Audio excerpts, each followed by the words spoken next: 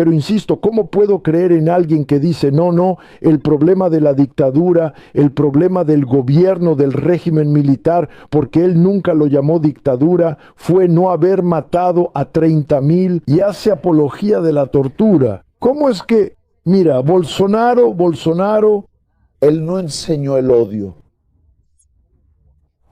a la sociedad? no. Sería un error de nuestra parte culparlo a él. Él no enseñó el odio. Bolsonaro solo personificó un sentimiento que ya existía en la población. De odio, de rechazo, está bien, vamos allá. De odio hacia el PT, de odio hacia Lula. Sí, entonces él personifica, él logra captar pequeños odios. Y cuando junta todo eso se vuelve un tsunami. Bien, entonces ahí él hace que lo personifique para el medio evangélico. El hombre que Dios levantó para destruir todas las pautas de inmoralidad que estaban surgiendo aquí en el país, Él lo personifica para los soldados, ¿no es así? Aquel que se rebeló contra la jerarquía militar para dar algo más justo a los soldados, ¿no es así? Él personifica a ese tipo que finalmente se levanta contra el terrorismo criminal y que en realidad quiere que los delincuentes mueran. Entonces salió personificando todo eso. Ok, pero sigo haciéndole la siguiente pregunta al individuo Ottoni de Paula. Con todo el odio que en determinado momento sintió hacia Lula, la figura de Lula, execrable, ese bandido, ese ladrón, ese hombre que nos engañó. ¿Torturaría a Lula? No, jamás. Y ahí fue cuando me cayó el 20.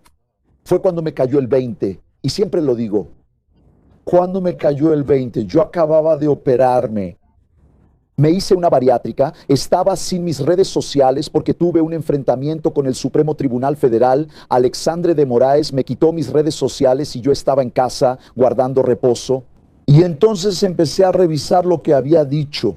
Y entonces vi una declaración mía, donde Lula había tenido una reunión con algunos sindicalistas aquí en Sao Paulo. Y en esa declaración Lula dijo, miren, ustedes necesitan presionar a los diputados. Si no encuentran al diputado, encuéntrense con su esposa en el centro comercial. Si no la encuentran, vayan a la escuela del hijo, presionen al diputado. Así lo dijo. Yo tomo esa declaración de Lula, subo a la tribuna y en lo más alto de la manifestación bolsonarista, yo le digo a Lula que si él fuera a mi casa con sus secuaces, yo lo recibiría a balazos, como se recibe a los bandidos en Río de Janeiro. Juca, yo nunca tuve un arma, nunca disparé ni una de airsoft. Me da miedo el ruido, la explosión de un arma.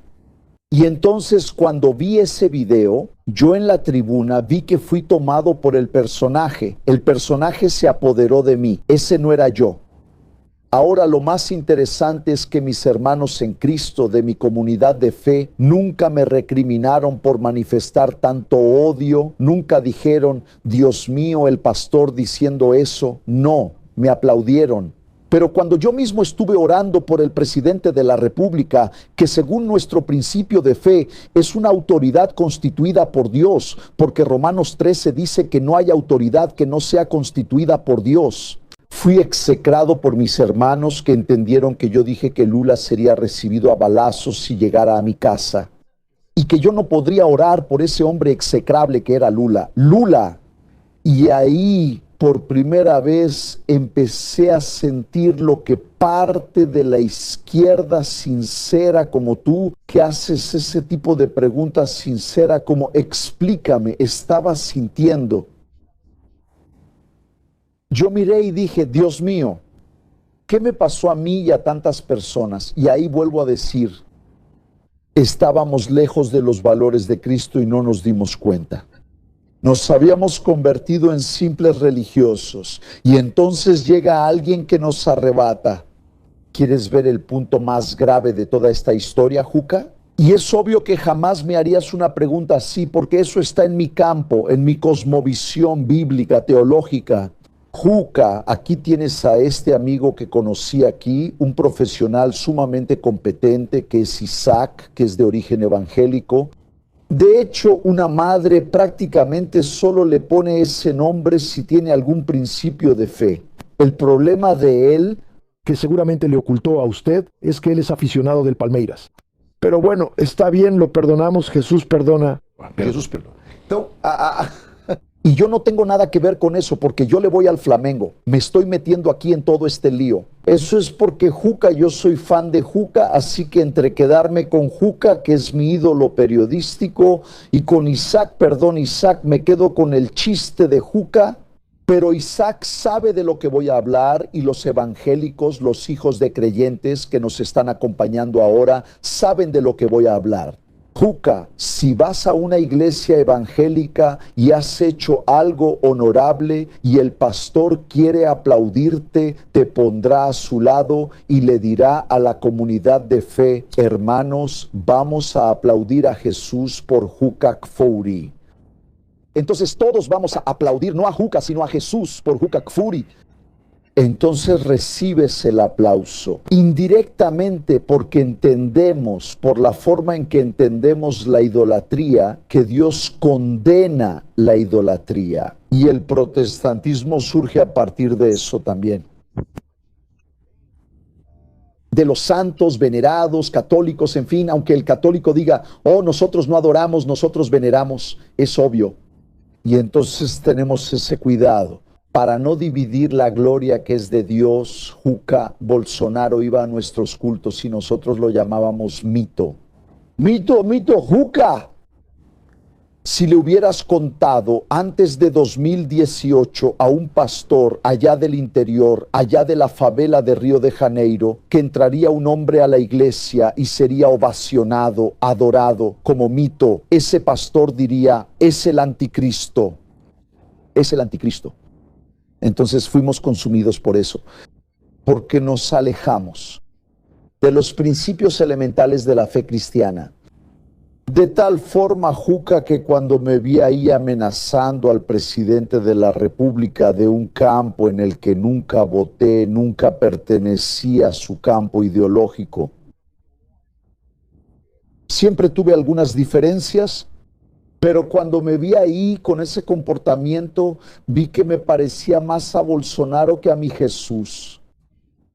Y ahí fue cuando me cayó el 20.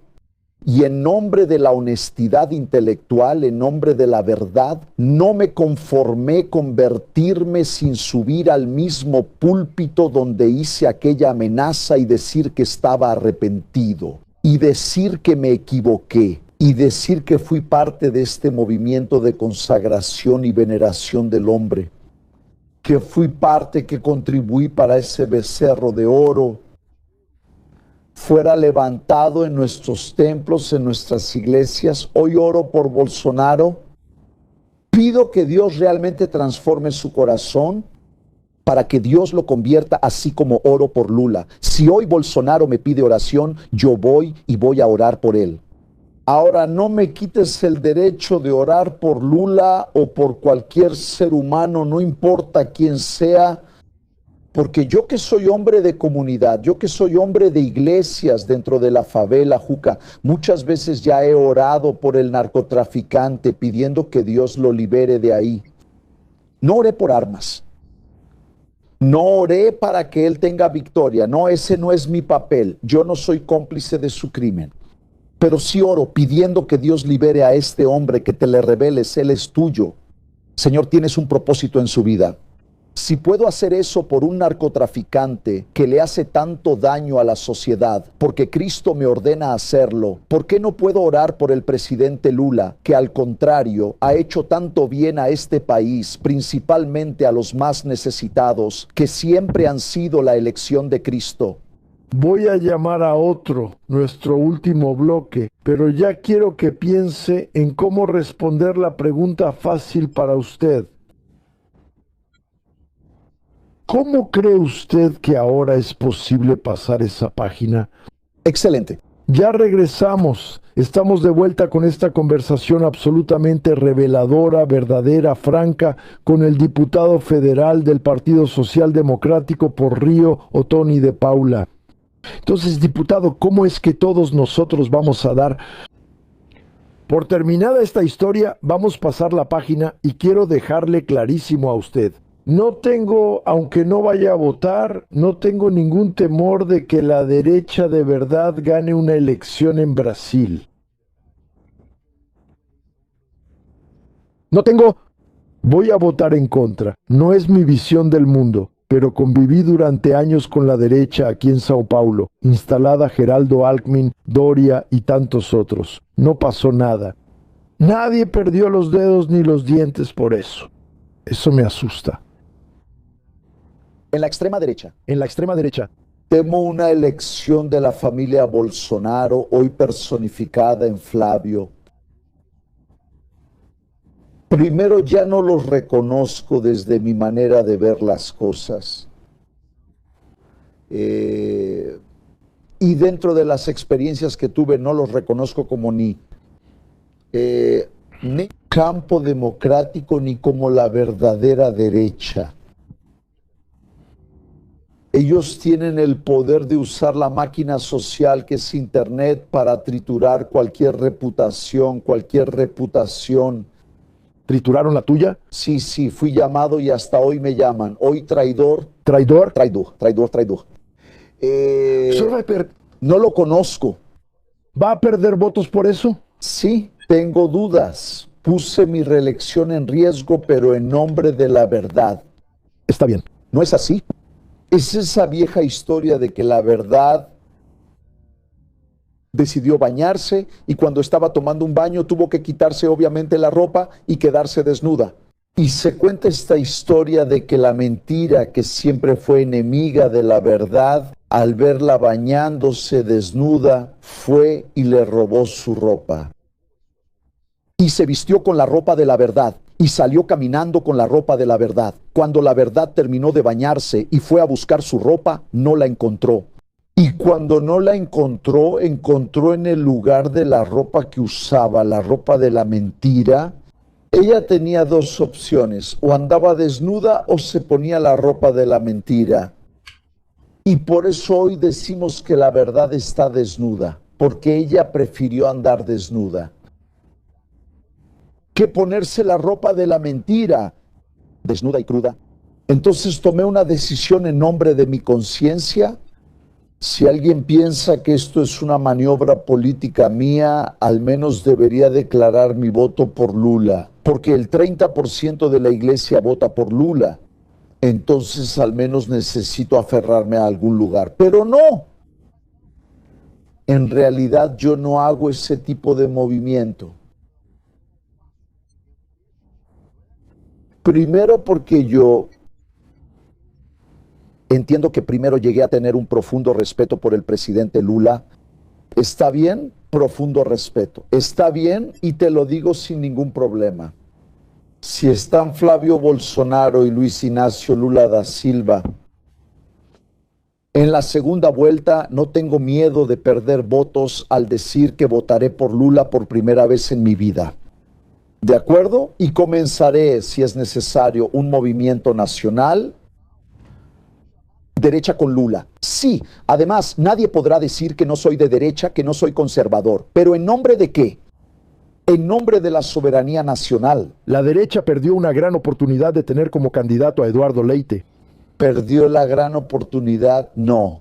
No perdió esa oportunidad porque la derecha dejó de ver a alguien de centro como alguien que pudiera representarla. Está bien. ¿Entiendes? Entonces, Eduardo Leite para el campo de la derecha, incluso la derecha que no es bolsonarista, ¿no? Él necesitaba tener un poquito más de sal.